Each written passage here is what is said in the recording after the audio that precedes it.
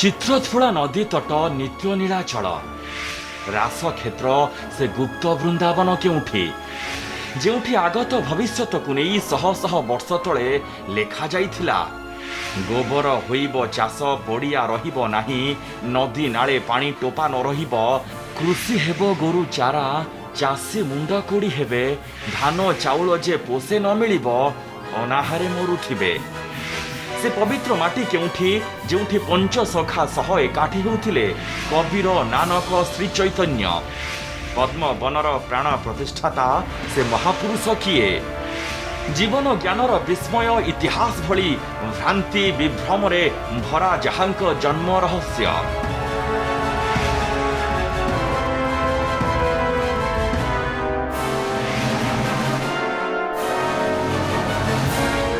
एमिति कहीं ओडिया नथिबे जे तांको ना सुनी नथिबे तांकु जानी नथिबे बात्या बन्या हेले से माने पड़ती जगन्नाथ रत्न बेदी रे रक्त छिटा पड़िले से माने पड़ती आ एबे कोरोना समय से भी माने पड़ुछंती सेमिति जने संत थिले पौराणिक कवि थिले महापुरुष थिले 1600 ख्रीष्टाब्दर महापुरुष जहांकर आध्यात्मिकता को परीक्षा करथिले राजा प्रताप रुद्रदेव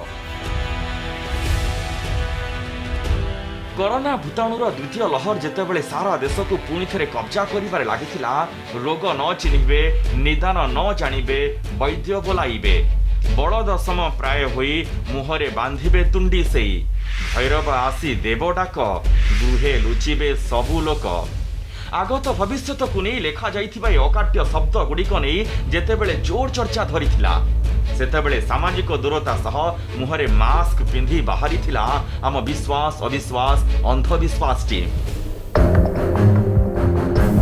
सकाल सकाल भुवनेश्वर बाहरी कटक महानदी पार हुई जगतपुर एवं जगतपुर आसी पहुंची सालेपुर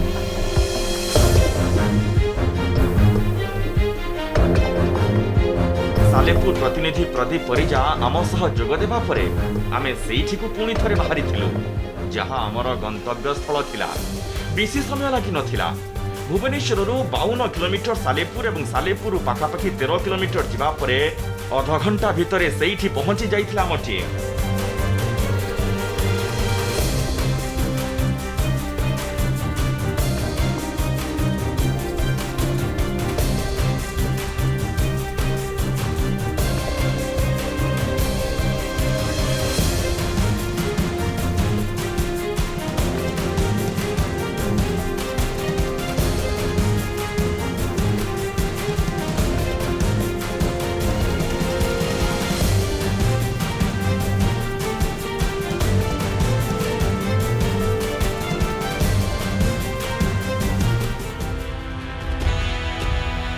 आमे बर्तमान से स्थान में पहुंची सारीछु आउ कहवा दरकार नहीं आमे कोठी अच्छु ए होछि महापुरुष अच्युतानंदंकर सेई पीठ जोठी से साधना करुथिले सिद्धि प्राप्त होइथिले ए स्थान को गुप्त वृंदावन कहा जाए पद्मवन मध्य कहा जाए आसंतु सेठी महापुरुष अच्युतानंद को दर्शन करवा तांकर एठी कोन महात्म्य रही कौन कौन आउ सब आगु अच्छी आपन सीधा सड़क देखिए आसंतु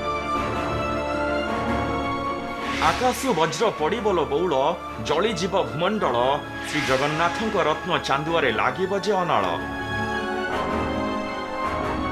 आज को शह शह वर्ष तले एमिति भविष्यवाणी जे करि जाइछंती से होछंती प्रथम हाड़ीदास अष्टादश शताब्दीर जो हाड़ीदास उत्कलीय वैष्णव थिले ज्ञानी मिश्रार उपासक जहांक समाधि उपरे एबे द्वितीय श्रीक्षेत्र छतियावट कहा जाए कि जगन्नाथ मनस्क हाड़ीदास निज साधना और समाधि पीठ को श्री जगन्नाथ को आनिबा पई प्रार्थना करिसंती दिने ना दिने चतुर्था मूर्ति छतिया बटरे विजय करिवे बोली भविष्यवाणी सुनाइछंती आ ए हाड़ीदास जहां को गुरु भावे स्वीकार करि जाइछंती से होछंती एई पद्म बनर प्राण प्रतिष्ठाता महापुरुष संत कवि अच्युतानंद दास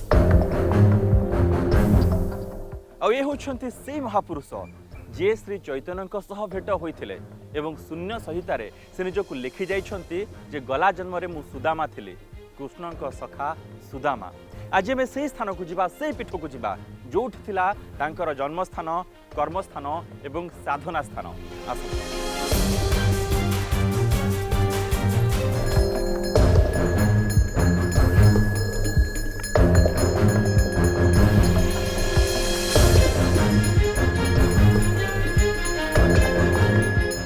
ହେଉଛି ନେମାଳ।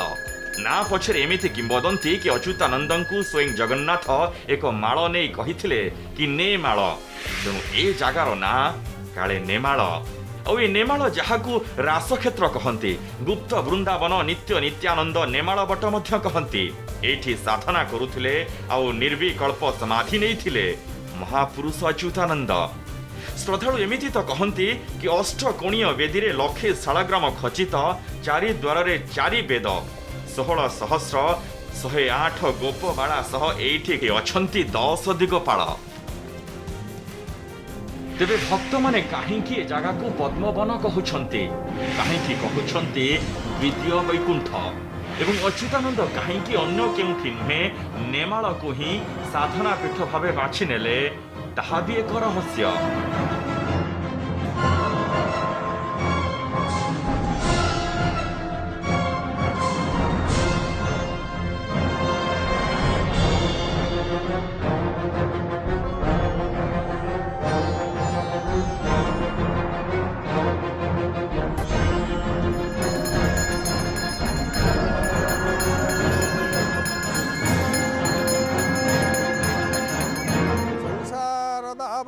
नीलोके त्राणाय कारुण्य घना घनत्वं प्राप्तस्य वर्णस्य गुणानवस्य वन्दे गुरुश्रीचरणारविन्दं महाब्रह्म निर्विकल्पं पूर्णानन्दमयं हरि सर्वघटेजाच्युत तस्य पादे नमाम्यहम्।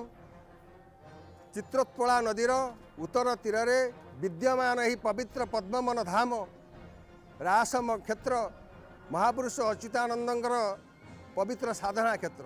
महापुरुष अच्युतानंद यही पवित्र क्षेत्र को निजर साधनार सिद्ध क्षेत्र भाव बाछि नहीं। से ग्रंथरे लिखिं नेमाळ बोली जेउ स्थान ए अटे मुनि गहन बिल्वम गल आदि जति जे नित्य भगत चहिछन्ति विष्णु विश्राम स्थान एहि गुपत होइन छई प्रभुंक आज्ञा घेनि सिरे मुहि अछई एहि ठारे। महापुरुष अच्युतानंद तांका पवित्र ग्रंथ मानकरे विशेष भाव में वर्णना करियछन्ति। यही स्थान रे प्रभुंक आज्ञा रे प्रभु जे जगतर कर्ता जगन्नाथ जेहेतु से प्रभुंक अंगरू जात होइछन्ति बोली तांका ग्रंथ रे रचना करिछन्ति। तेणु यही पवित्र क्षेत्र रे से प्रभुंकर आज्ञा को धारण पूर्वक यही स्थान अवस्थान करियछन्ति। भक्त माने मध्य श्री जगन्नाथଙ୍କ सह महापुरुष अच्युतानंदଙ୍କ समानता देखिबा कथा स्वीकार करन्ति।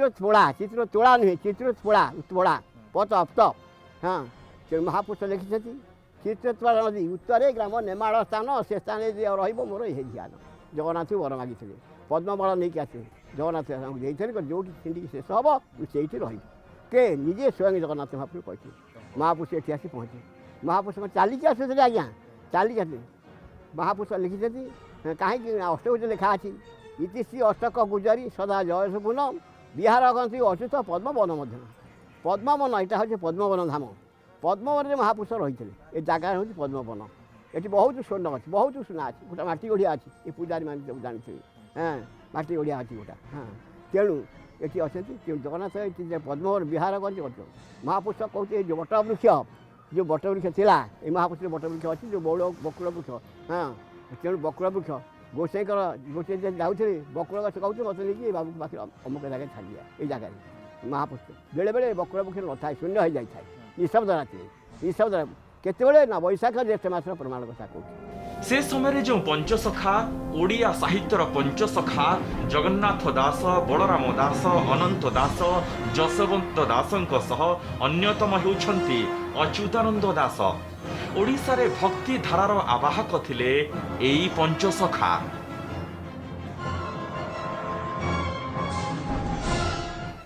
मालिका कथा आसिले आम मनरे अनेक कथा आसी थाए कारण से आगत भविष्यत कथा उल्लेख रही थाए। हाड़ीदास हरदास जशवंत दास मालिका कथा तो आप जानी किंतु जेतेबेले अच्युतानंद महापुरुषंकर मालिका कथा आसे लोके या भावती लोक मानकर या विश्वास रही से जहाँ उल्लेख रही धीरे धीरे हो चली से कार्य हो चली फली चली एमाने समस्ते तो मालिका लिखिछन्ति किंतु अच्युतानंदଙ୍କ मालिका सतरे नियारा शताधिक मालिका लेखिबा सह 32टी संहिता 78टी गीता 27टी हरिवंशादि चरित 12टी उपवंश चरित मध्य लिखिछन्ति एई सन्थ कवि। कई अच्युतानंद को बौद्ध धर्मावलंबी कहते एवं से चैतन्यकर शिष्य थिबारु तांको वैष्णव बोली कहा जाए किंतु तांको जीवन काल भितर से जेतिकी पुस्तक रचना करिसंती तांको पौराणिक कवि कहा जाए 39टी संहिता 78टी गीता 28टी हरिवंशादि चरित सहित शताधिक मालिका से लिखिछंती जहाँ वर्तमान मध्य लोक मुखरे सुनिबाको मिलुछि। श्री चैतन्यଙ୍କ शिष्य थिले अच्युतानंद अन्यान्य महापुरुषଙ୍କ भଳି गला जन्मरे से सुदामा थिले बोली तो लिखिछंती एवं पुरी रे श्री चैतन्य जो श्री चैतन्य श्रीमंदिर रे विलीन हेबा कथा किंबदंती कहूछि तांको सह भेट हेबा नै अच्युतानंद एया भी लिखि जाइछंती कि चैतन्य गोसाई विजे करिछंती बड़दाण्ड रे जे आसी पितांको संगरे दर्शन कली मु चरणे पड़िली झासी। आउ केतेकଙ୍କ मतरे से बौद्ध थिबा एथिपाई कहा जाउछि कारण शून्य संहितारे से निराकार उपासना को श्रेष्ठ भली कहिछन्ति किंतु एभଳି जुक्ति पछरे बलिष्ठ जुक्ति नाही।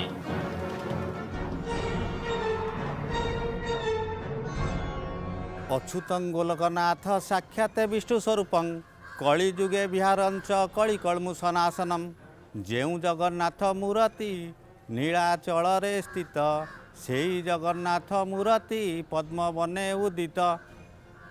ये जो महापुरुषंकर पद्मवन पीठ यही पद्मवन पीठर अधिष्ठात्री देवता होउचती महाप्रभु अच्युतानंद एवं जगन्नाथ निर्देश से पद्मवन धाम जहाँ को कई गुप्त वृंदावन बोली कहती एवं ये नित्य नीलाचल बिली भी किसी भक्त माने आंकु डाकती एवं नेमाल बट बिली भी सर्वसाधारण भक्त मानक मध्य आज सारा विश्व प्रसिद्ध यही नेमाल बट महापुरुष व नेमाल पद्मवन धामर अधिष्ठात्र देवता महापुरुष अच्युतानंद से स्वयं जगन्नाथ से स्वयं जगन्नाथंक भली महापुरुषंकर ये पीठरे 12 मासरे 13 पर्व पालन हुए।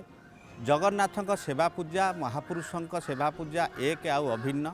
महापुरुष अच्युतानंद यही नेमाल पीठ को निजर साधना पीठ रूपे बाछि यही जगार तांकर 1,87,000 ग्रंथ ग्रंथावली पद्य कविता माध्यम ए मानव समाज को गुरुवाद शून्यवाद भक्तिवाद यही माध्यम विभिन्न दिग्दर्शन मान देइछन्ति। जोग ज्योतिष दर्शन वस्तु आयुर्वेद मंत्र जंत्र तंत्र सबु विद्यारे पारदर्शी थिबारु से महापुरुष। तेबे अच्युतानंदଙ୍କ जन्म स्थान को नहीं विवाद कहीं आग को देखा।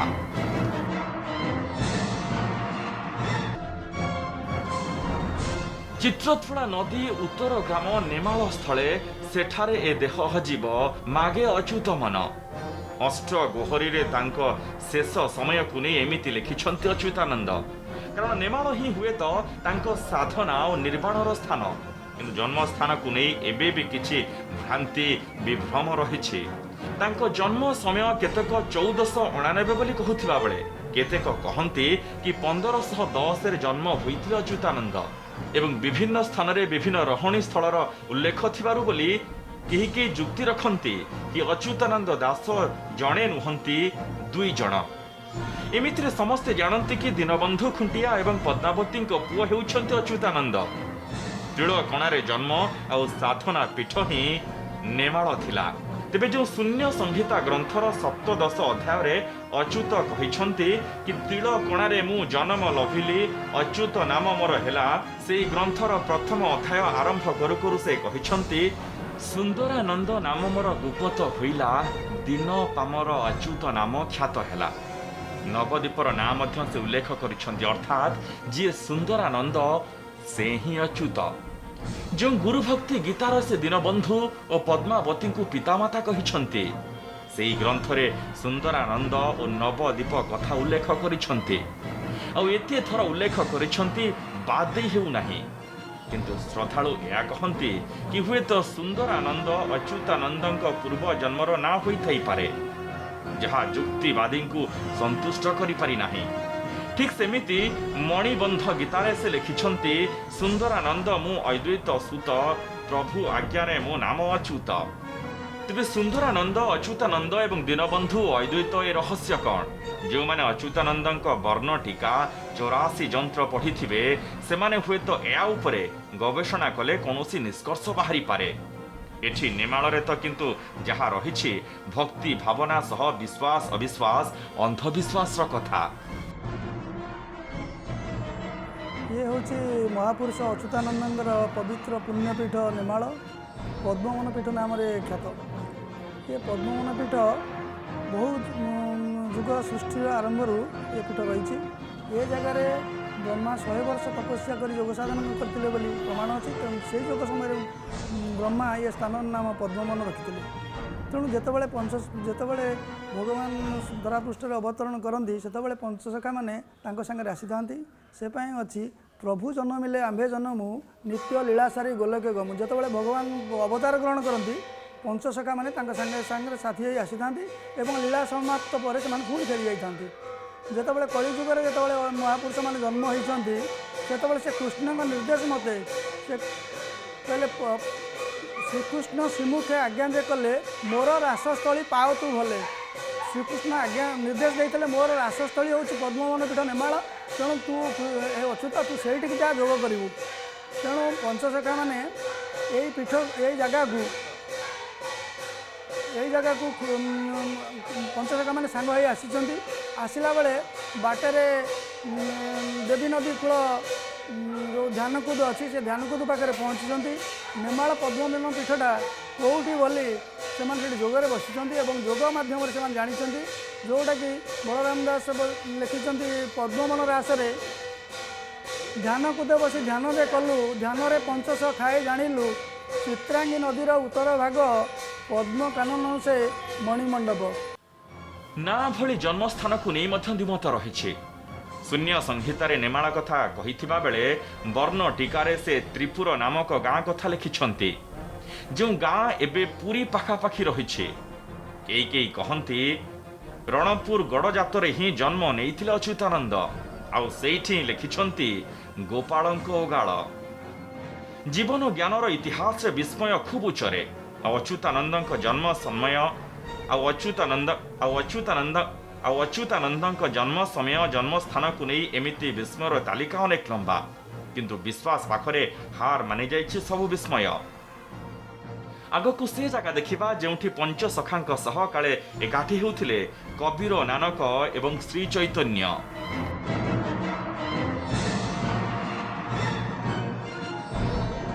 ये गछटी आपन को बर गछ लगुथिबो किंतु मूल यार बौल गछ प्रथम एठी थिला एवं परवर्ती मुहूर्त रे बर गछटी हेछि। किंतु बेसी बड़ बर गछ देखा बौल गछर ए शाखा को देखिले आपण अनुभव करि परिबे जे ए केते वर्ष तलर हेथिबो। अच्युतानंद महापुरुष एई बौल गछ मूले बसी ध्यान करुथिले जोठी वर्तमान तांकर गादी रही कह जाउछि जोठी तांकु गोटे रूप में पूजा करा जाउछि महापुरुषंकु। सेठी से स्थान को मणिबेद्री बोली कहिछंती एवं सेठी से श्री जगन्नाथ एवं राधाकृष्ण को बसी ए स्थान रु ध्यान करुथिले।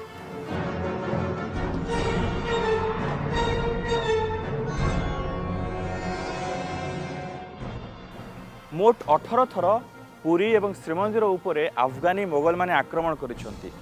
से 18 थर जिते आक्रमण करा जाइछि अनेक वर्ष धरी जगन्नाथ अनेक स्थान रे ओडिसार पाताली होइछंती। अनेक स्थान रे तांकु लुचिकी रखिबा को पड़िछि एवं एकथा अच्युतानंद वर्णना करिसंती जे ए स्थान रे जगन्नाथଙ୍କ ब्रह्म को अफगानी मोगल को आक्रमण कबलरू रक्षा करिबा पई किछि वर्ष लुचि रखा जाइतिला सुरक्षित भाबे। एवं ए होछि सेही कुंड जोठी जगन्नाथଙ୍କ ब्रह्म को सुरक्षित भाव रखा जाइतिला। ए कुंड एबे मध्य सुरक्षित भाव रही लोक मैंने एबे भी दर्शन करुछंती।